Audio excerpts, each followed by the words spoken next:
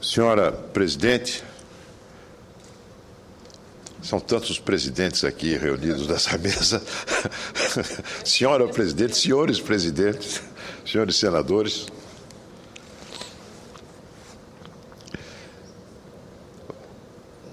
Um dos males das candidaturas precoces,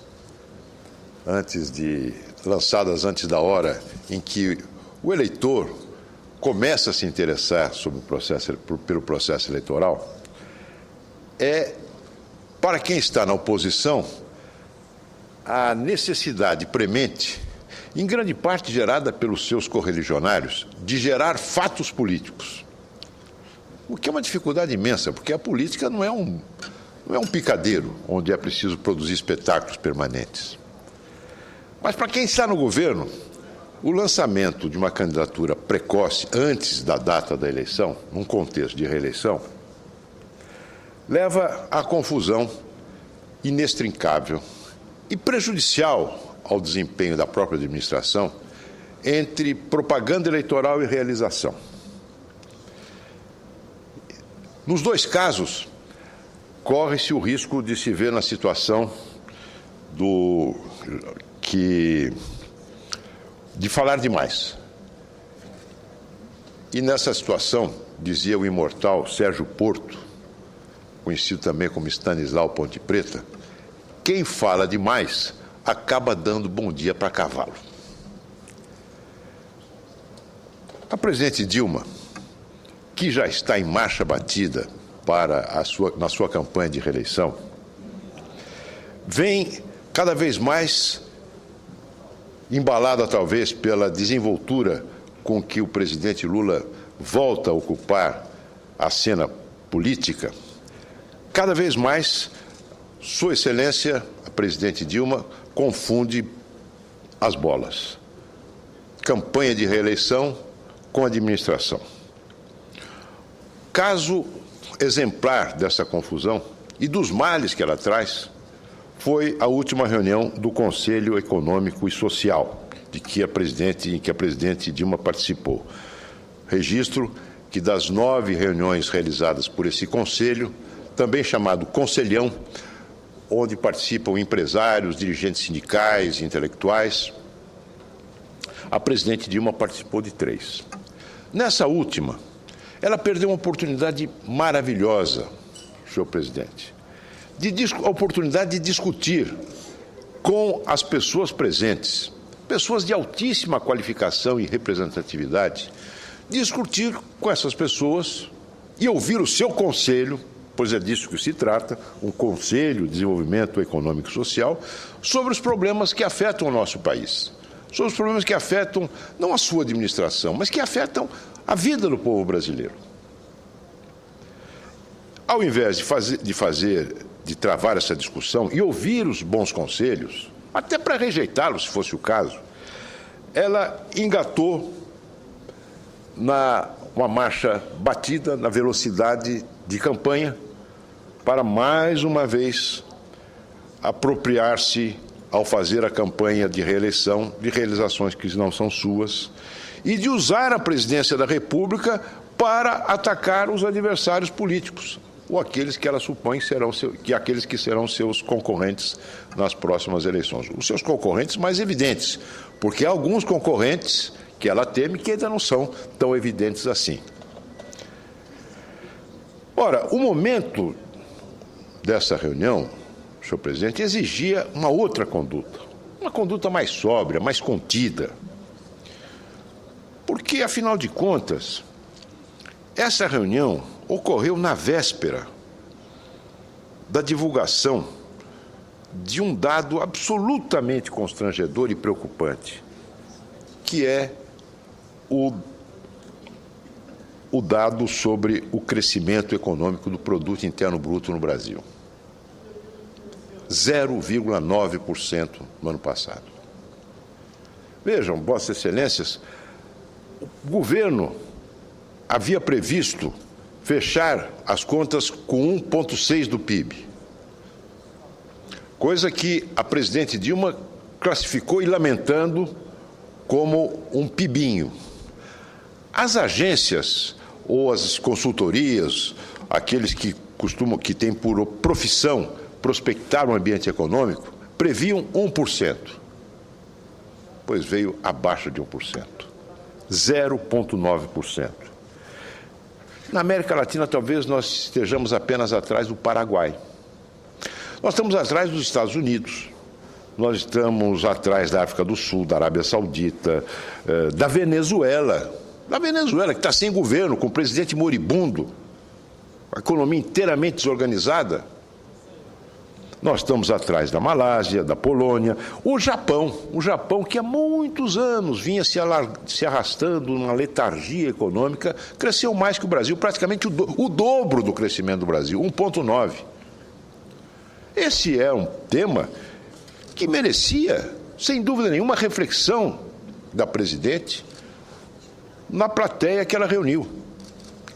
Ao invés de fazer propaganda eleitoral e falsificar a história do Brasil, os dados da administração pública no que diz respeito ao cadastro dos pobres que seriam beneficiários de programas de transferência de renda direta de renda, como ela fez, poderia ter se aproveitado, por exemplo, para discutir, para ouvir a opinião dos empresários do setor de infraestrutura sobre o programa que o governo pretende lançar, ou já lançou, para dinamizar a construção de ferrovias, de rodovias, ampliação de portos, não é? Havia ali empresários que têm opinião crítica a esse respeito. O presidente da Câmara Brasileira da Indústria de Construção, o senhor Paulo Simão Safadi, disse, por exemplo, que faltou diálogo com o setor privado antes de lançar o Plano Nacional de Logística. Pois era uma ocasião ali para entabular esse diálogo com o setor privado, que, na opinião de um dos dirigentes de uma associação, de um dirigente de uma associação representativa desse setor, faltou.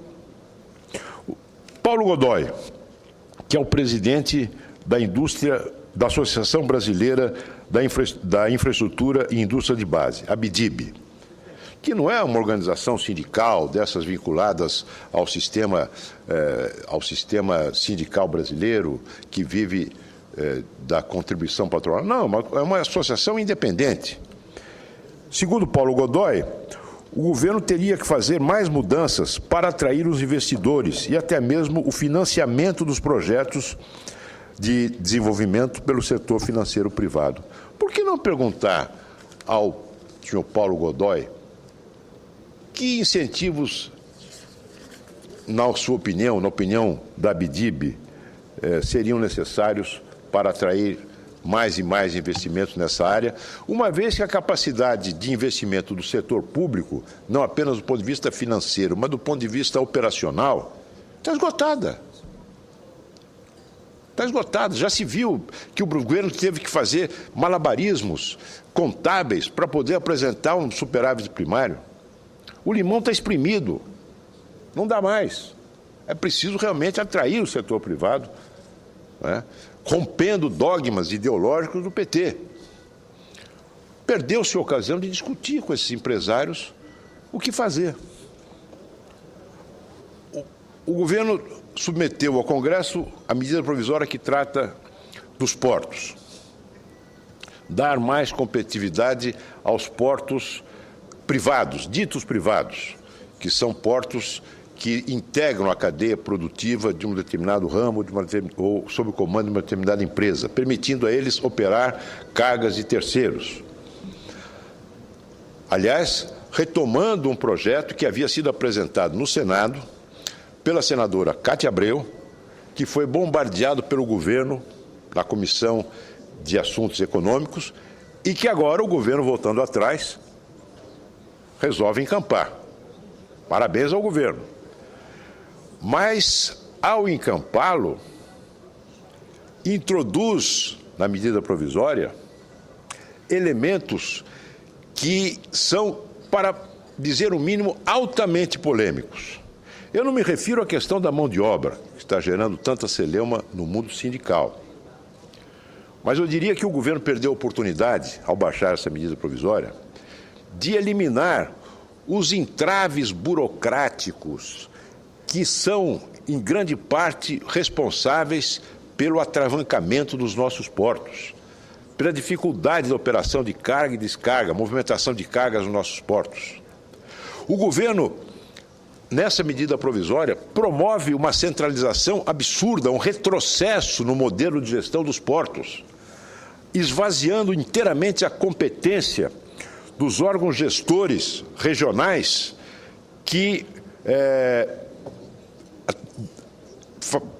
cumpriam a função de articular políticas locais, regionais e políticas de âmbito nacional em torno de portos que têm a vocação de ser polos de desenvolvimento regional. Esvaziou a competência desses órgãos representativos do setor privado, da economia, dos poderes locais, do governo federal, que se reuniam para traçar uma estratégia de gestão desses portos, e essas competências foram inteiramente esvaziadas no plano local e transferidas para o ministro dos Portos. De tal forma que uma MP que foi reclamada durante tanto tempo pelo setor privado, acabou, logo que editada, por gerar descontentamento e crítica do próprio setor privado. Ao invés de discutir essas questões, a presidente Dilma envereda mais uma vez, pelo surrado discurso da paternidade.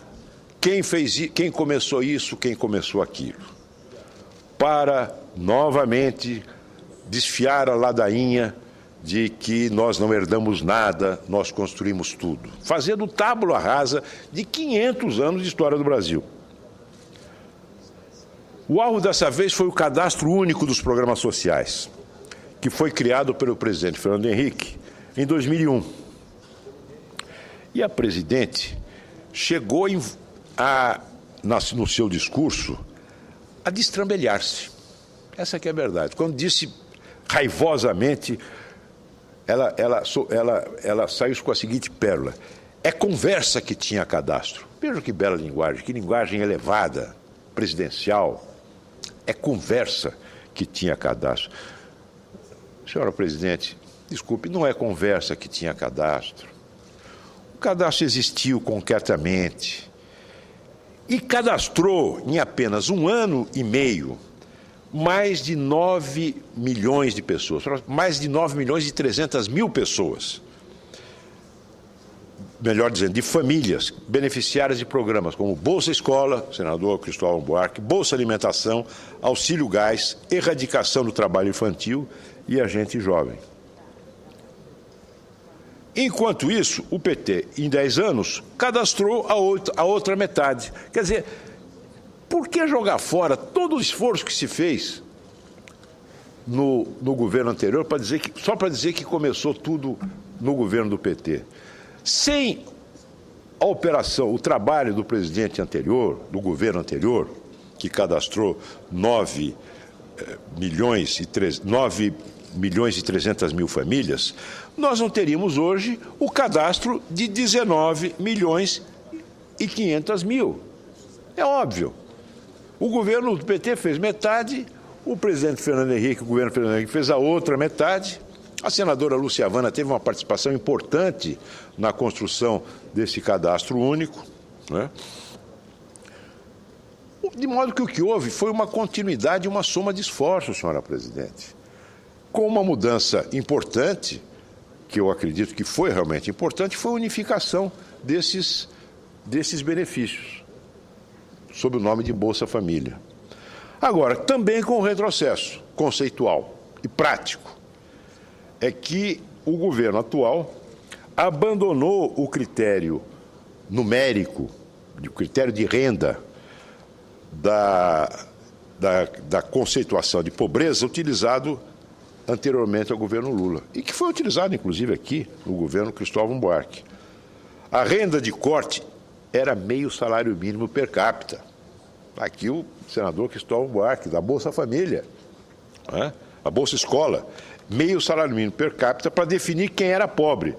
e 1/4 do salário mínimo para definir a extrema pobreza. Esse era o critério com base no qual foi elaborado esse cadastro e com base no qual programas pioneiros, como esse desenvolvido pelo senador Cristóvão Buarque, aqui em Brasília, foram construídos. O corte de renda hoje, para o extremamente pobre, é de R$ 70,00, muito abaixo daquilo que deveria ser se fosse obedecido o critério anterior, que seria R$ 169,00.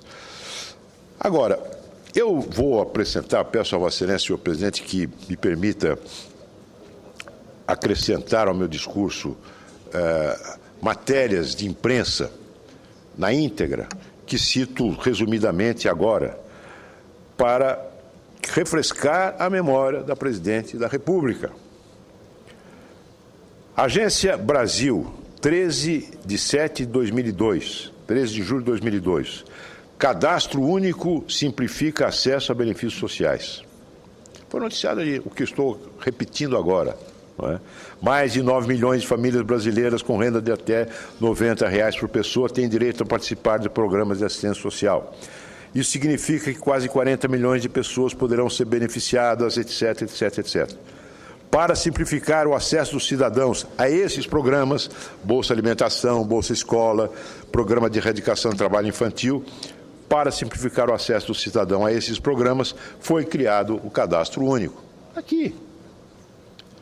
A Folha de São Paulo, 5 de março de 2003. Lula pode descartar cadastro único social. Matéria da jornalista Marta Salomão. Um dos principais legados da era Fernando Henrique Cardoso na área social corre o risco de ir para o lixo. Depois de ter custado aos cofres públicos mais de 100 milhões, o cadastro único para programas sociais do governo federal vai passar, pelo menos, por uma reforma do governo, por uma reforma na administração Lula, que cogitou até de descartar o trabalho já feito. Cogitou, mas felizmente não descartou. Bem, eu concluo esse meu pronunciamento, senhor presidente, com a sugestão. Nunca é demais sugerir. A oposição tem também essa função, não apenas de criticar, mas de sugerir, de apontar os caminhos. Sugerir ao presidente Dilma que deixe por um tempo a campanha eleitoral de lado, que governe o país, um país que, infelizmente, apresenta hoje um índice de crescimento econômico que é abaixo do crescimento vegetativo da população brasileira.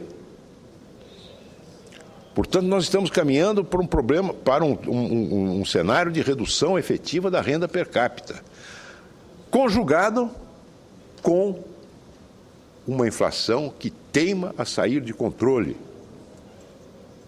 Ontem, o senador Mário Couto, ocupando a tribuna, desceu a minúcias, ilustrando o que digo agora, com dados concretos sobre o aumento do preço da farinha, do açaí, do feijão, do macarrão, do óleo de cozinha. Tudo a mostrar, senhor presidente, que esta política econômica fracassou e que é preciso mudá-la urgentemente. E é para essa tarefa que nós da oposição conclamamos a presidente da República para assumir a liderança de um projeto de reformas urgentes e importantes, de modo a destravar esses gargalos terríveis que asfixiam o povo brasileiro. Ouço a parte, se Vossa Excelência permitir, senhor presidente, rapidamente, do senador Cristóvão Buarque. Senador Aloysio, esse é um tema que nós deveríamos estar debatendo de uma maneira com muito mais cuidado do que estamos fazendo. Eu lamento que sua fala, que é importantíssima, não esteja possibilitando aqui um grande debate. Nós estamos criando ilusões, sobretudo no uso do verbo superar a pobreza. Mesmo que essas pessoas tivessem saído da pobreza com R$70 a mais por mês, elas não teriam superado a pobreza. A superação é ir sem volta. hoje, mesmo que R$ 70 permitisse sair da pobreza, não é seguro. Basta uma inflação de 4%, 5% ao mês, que em 5 anos cai quase que a metade o valor disso. Basta um governo, por alguma razão, decidir mudar o programa e criar outro, que nós já temos outra vez a pobreza de volta. Então, a presidenta errou quando usou a palavra superação. É um erro. Ela maculou o dicionário ou quis nos iludir. Além disso, como o senhor mesmo disse, R$ 70 não faz com que as pessoas fiquem fora nem temporariamente. Eu posso não estar fazendo as contas certas, mas deve dar menos de 2 pães por dia por cada pessoa de uma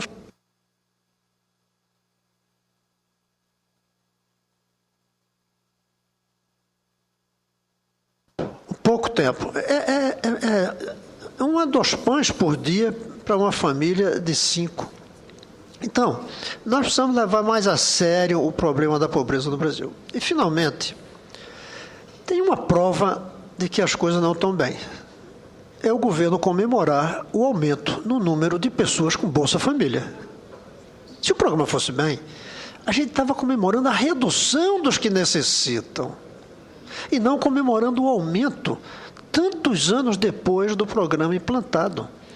Eu tento descobrir, os dados do Ministério do Desenvolvimento Social não permitem, não é que não permitem acesso, é que são muito complicados. Eu tenho quase certeza de que hoje nós temos muitos pais da Bolsa Família que foram crianças da Bolsa Família, logo o programa fracassou. Ainda que seja reconhecido como um ato de generosidade, mas não é um ato de transformação. Essa transformação vem da estrutura, não vem das finanças. E aí vem da economia, vem criando emprego com salários, vem da educação, criando a possibilidade do emprego, e vem do atendimento dos serviços sociais essenciais, como saúde, segurança. R$ 70 por mês é pouco demais para dizer que a pessoa saiu da pobreza naquele instante. Um programa de transferência de renda é insuficiente para dizer que houve superação. E, finalmente, essas pessoas não mudaram de posição social. Continuam na mesma. Talvez o estômago delas, isso é bom, tenha mudado da posição de necessidade e hoje conseguem comer. Mas não dá para chamar de superação e nem mesmo de passagem fora da pobreza. Derrubamos praticamente o muro que separa os que comem dos que não comem, mas não derrubamos o muro dos que têm emprego, dos que não têm emprego, dos que têm educação, dos que não têm educação, dos que têm saúde, não têm saúde. Por isso esse tema é tão importante ser debatido e eu o felicito por estar trazendo ele aqui. Obrigado. Agradeço a parte de Vossa Excelência, senador Cristóvão Buarque, que enriquece sobremaneira esse meu pronunciamento, e tenho certeza de que Vossa Excelência será uma das vozes mais acatadas, mais ouvidas nos debates em que, em boa hora, a atual mesa diretora resolveu instituir no horário da hora do dia para o equacionamento dos grandes temas nacionais, a participação, melhor dizendo, do Senado no equacionamento dos grandes temas nacionais. Muito obrigado.